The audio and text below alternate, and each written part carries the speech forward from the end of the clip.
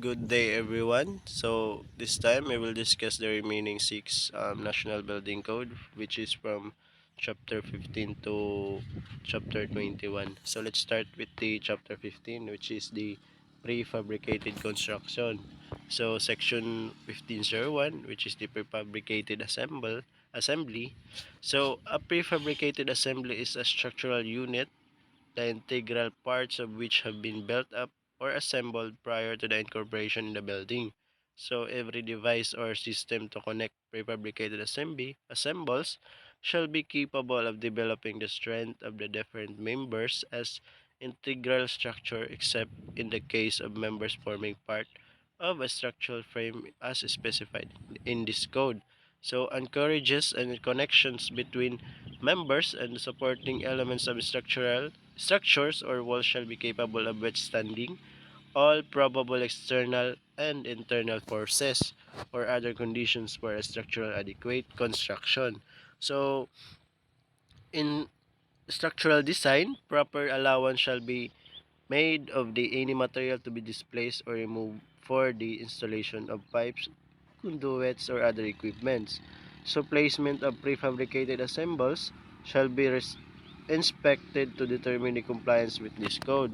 So next is the chapter 16, which is the plastics.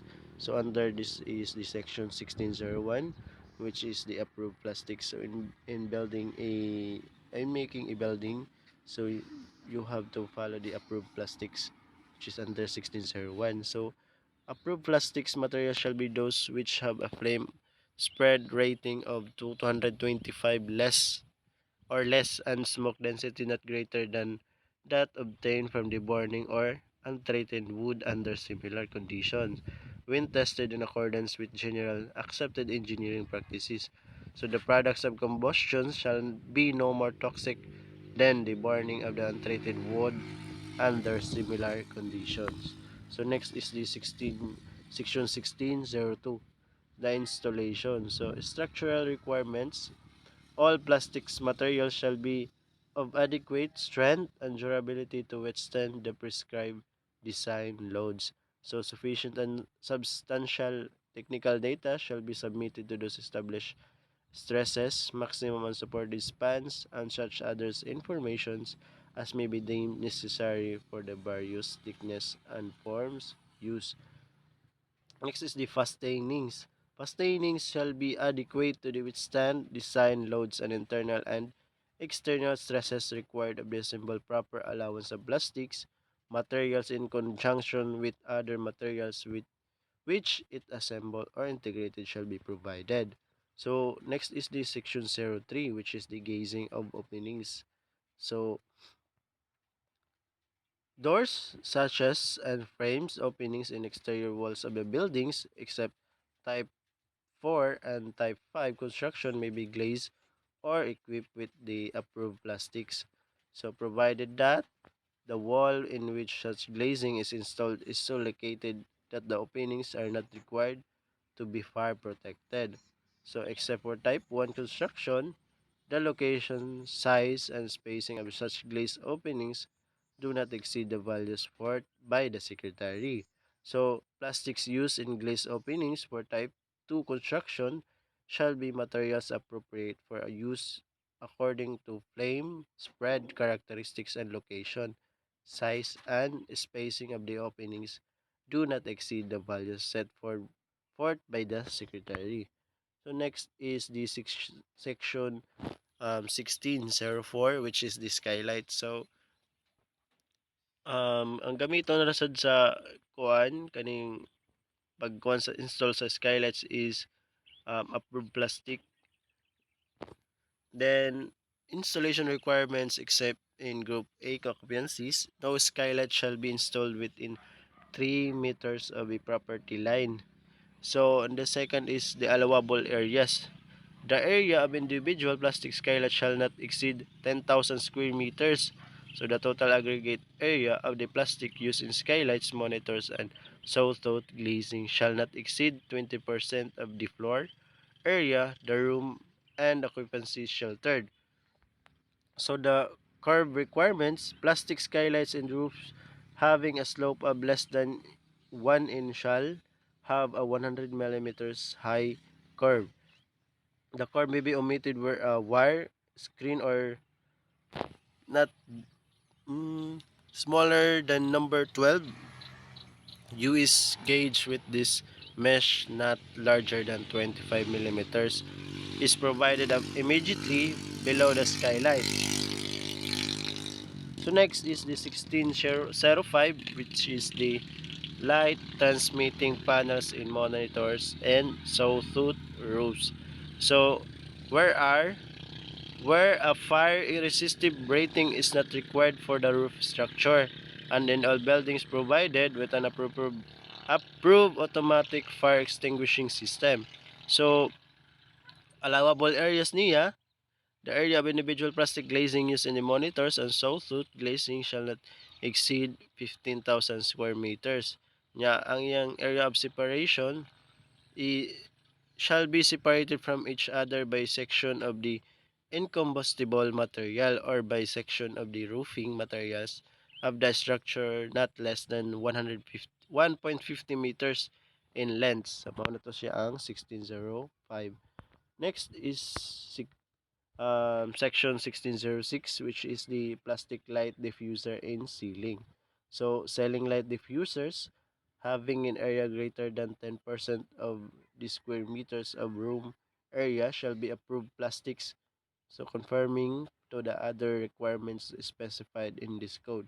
So ang pag-install niya is plastic light diffuser shall be installed in such a manners that they will not readily become detached when subjected to room temperature of 80 degrees Celsius for 15 minutes, except for plastic light diffuser, which are installed in the first floor area of the Group C occupancies, having egress directly to the exterior of the building, and plastic light diffuser, which are located between an approved automatic fire extinguishing system. So next is the 1607, which is the partition, where partition are not required to be of fire resistive or incombustible construction. Approved plastics conforming to the requirements specified in this code may be used. So next is the taas-taas kayo ni ang section 16. So next is the section 1608, the exterior banner. So exterior banner may be approved plastic materials and shall conform to provisions of this section. So ang yang height is shall not be attached to the any exterior well above the first story. So provided that plastic banner may be attached to exterior shall have um,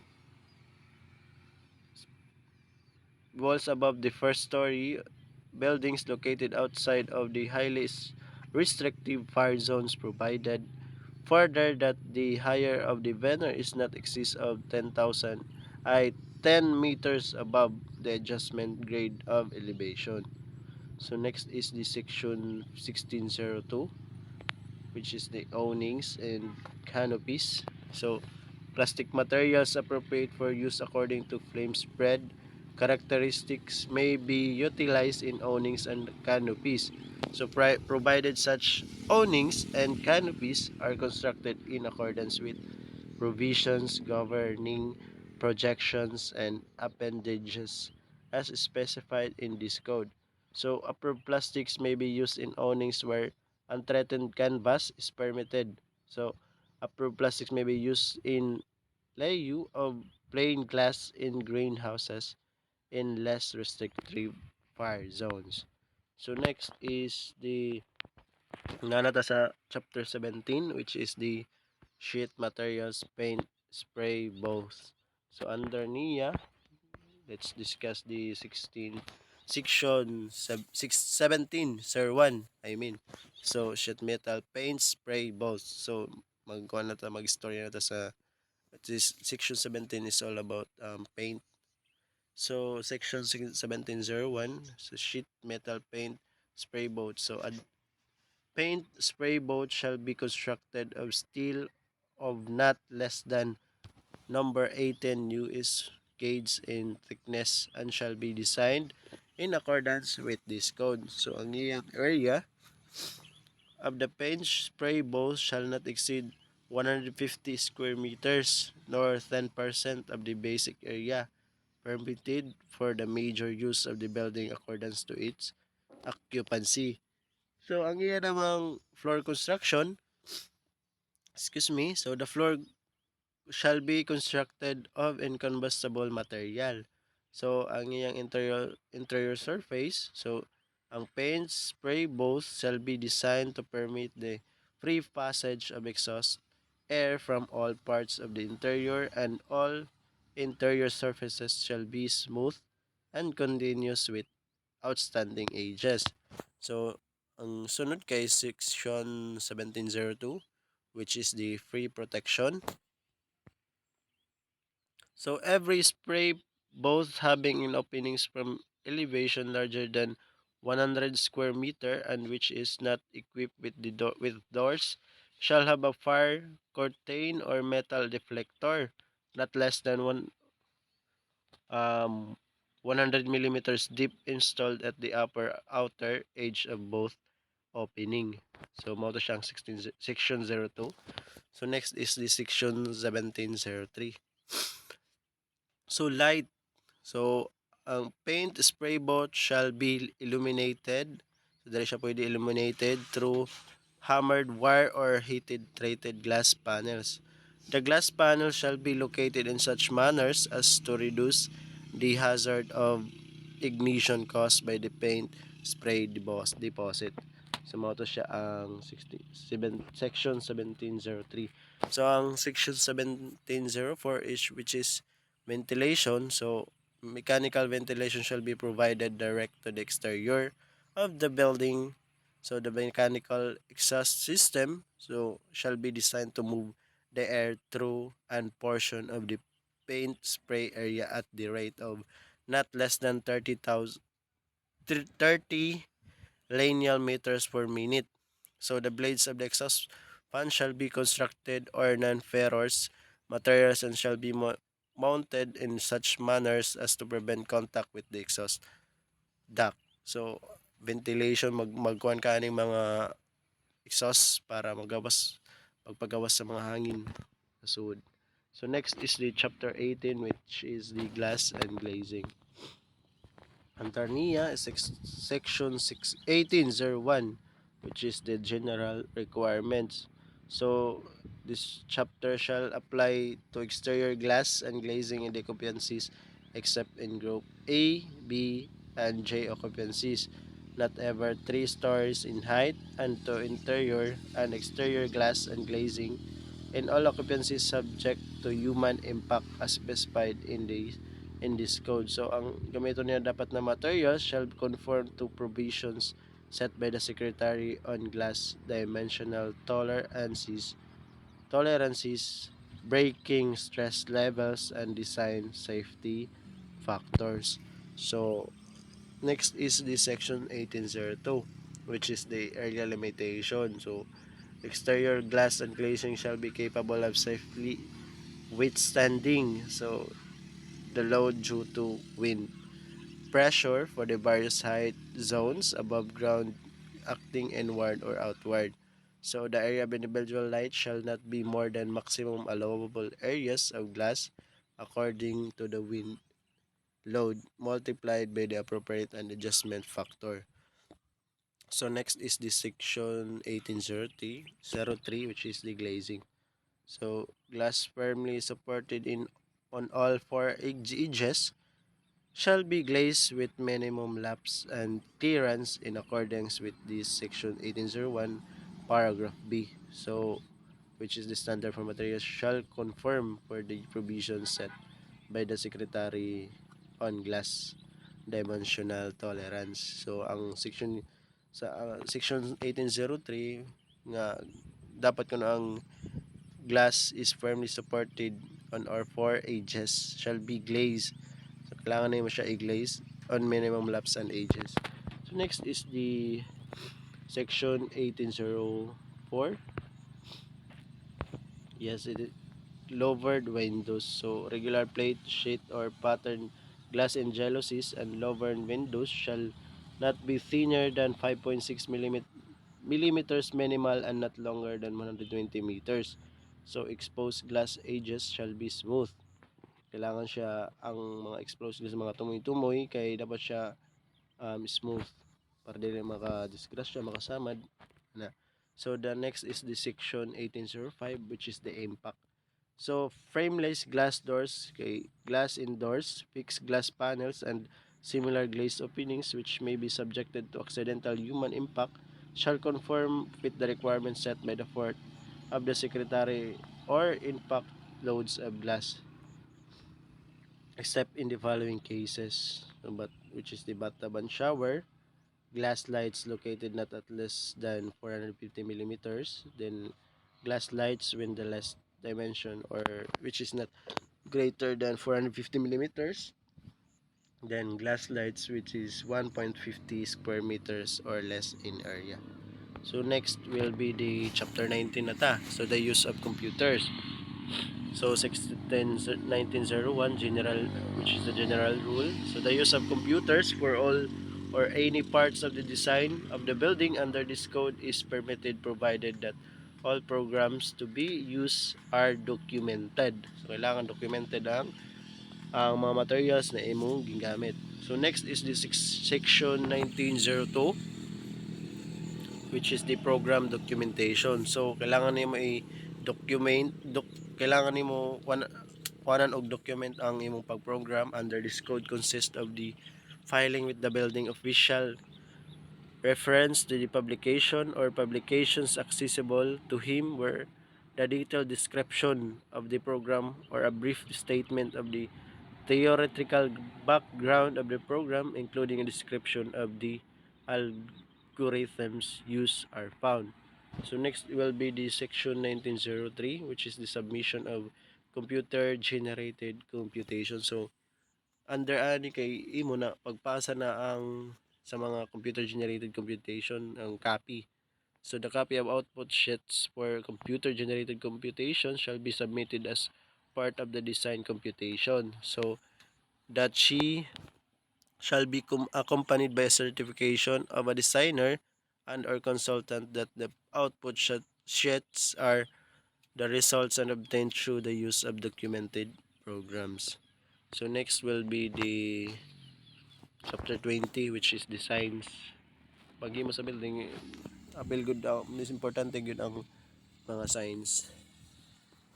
So which section 2001, so the general requirements. So no sign or signboard shall be erected in such manner as to confuse or obstruct the view or interpretation of beneficial traffic signs, signal, or devices.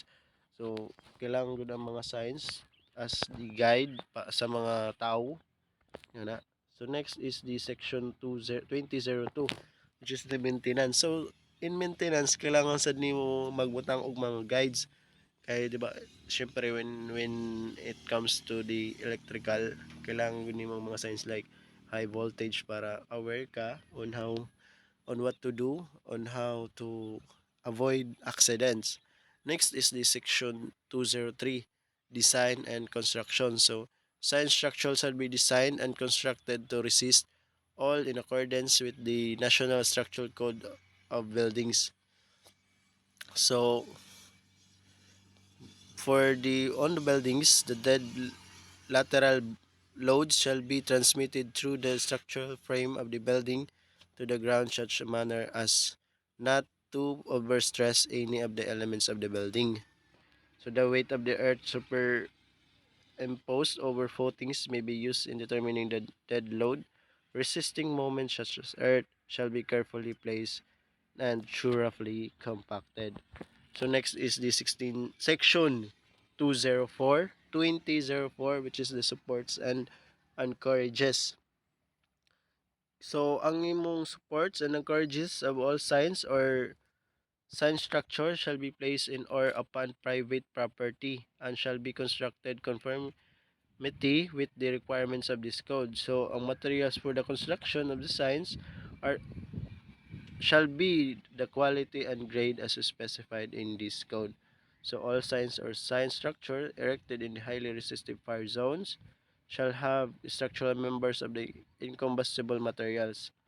So next will be the section 2005, which is the projections and clearances. So clearances from high voltage power lines. So importante kayo ni. Clearances of signs from high voltage lines shall be accordance with the Philippine Electrical Code kay para bangin ma-prone pa siya sa sunog ba. Ang mga kailangan yun siya na ay clearance distance from the high voltage area. So next will be the section 2006, which is the lighting. So kailangan sa mga lighting nimo kailangan na kay mga kaning signs para ma-aware ang mga nagtrabaho sa nga building, ang mga tao sa nga building para makaiwas sa disgrasya. So signs shall be illuminated only by the electrical means in accordance with the Philippine Electrical Code. So the last chapter, which is the chapter 21, so the transitory and final provisions. So section 2101, so existing building and structures.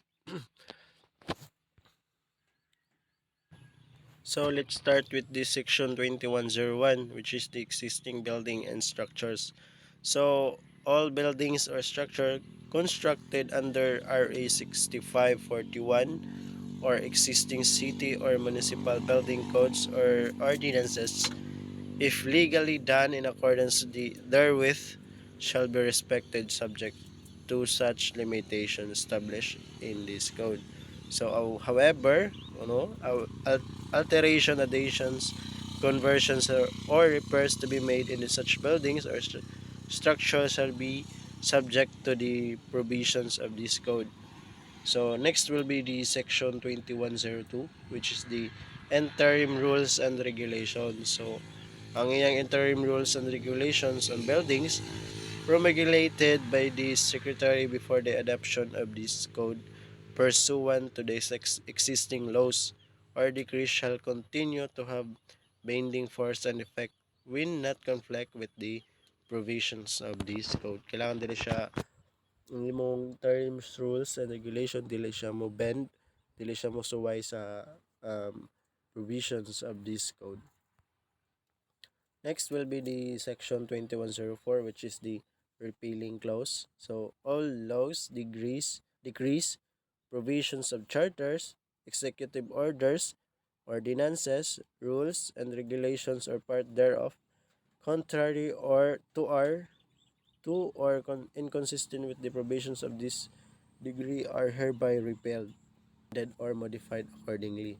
So next will be the section 2105, which is the effectivity. So this decree shall take effect on its promulgation. So done by the city of Manila this 19th day of February in the year of our Lord 1977. So that's all for my report, which is the from chapter 15 to chapter 21 of National Building Code. Thank you guys for listening. God bless.